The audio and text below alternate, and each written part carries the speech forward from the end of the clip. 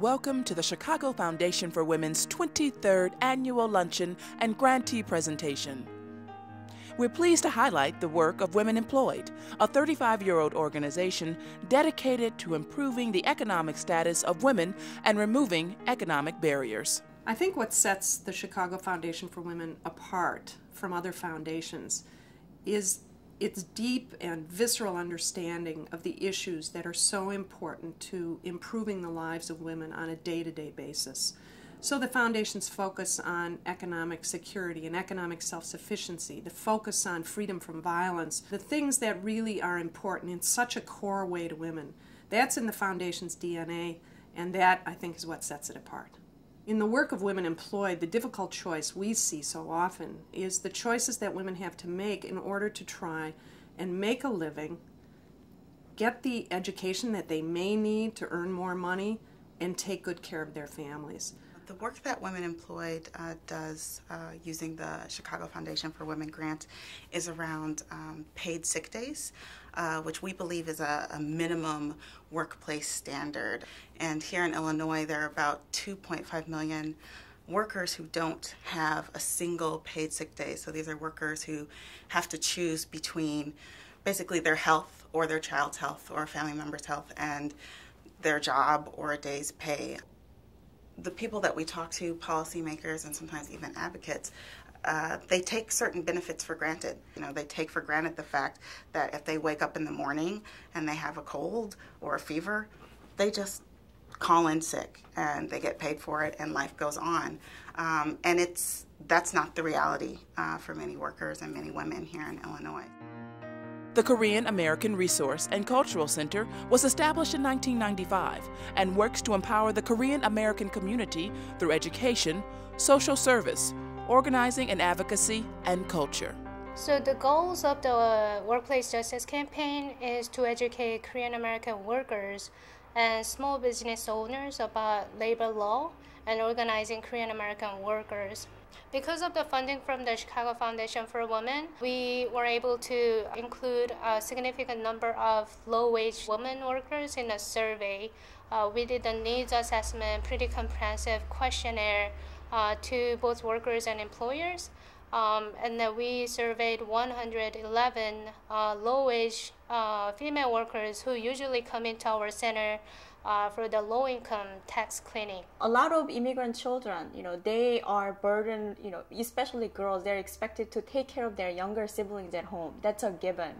While their parents work 40 to, mostly 60, sometimes 80 hours per week. So they're the ones who need to cook and take care of their younger siblings at home and be able to also translate for their parents' need if they have to go to police stations or Social Security Administration or any other thing. The support from Chicago Foundation for Women made us to have regular workshops for young women, and as that includes women's body images, as well as eating disorder, domestic violence, and also comprehensive sex education. Women and Girls Can, established to help women and girls develop leadership skills, to take action and promote social justice on issues that matter most to them. Females United for Action is a project of Women and Girls Can. The Chicago Foundation for Women was one of the first foundations to provide support for Women and Girls Can back when it was small and just an idea and FUFA was just starting out. And I think it's really important for foundations to provide that kind of support for young women's organizations that are just getting off the ground, that don't have access to large pots of money, that don't know on their own how to go about building a budget and raising funds and building an organization. It's really important for foundations to step up and give that kind of support. It's critical to have a space for young women in particular to critically analyze the various things that are happening in their lives, the society, racism, sexism, oppression, and identify proactive ways to take action. Here it's like an open space because it's not discriminated against sex, gender, or race and things like that. And that makes me feel comfortable about being a queer African youth, because it's not a lot of places that we can go and actually feel comfortable and not threatened.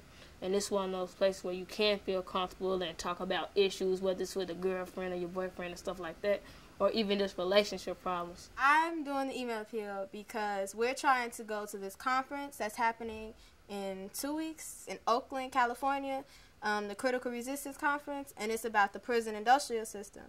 And so my email appeal was trying to tell people why we wanted to go and to raise money so we can get to the conference. I want to see, like, why they're arresting people and what type of things that they have to go through once they get arrested, so I can maybe see like how this directly affects young women and what I could do about it. Some things I've learned is how to identify your problem and then how to create a solution.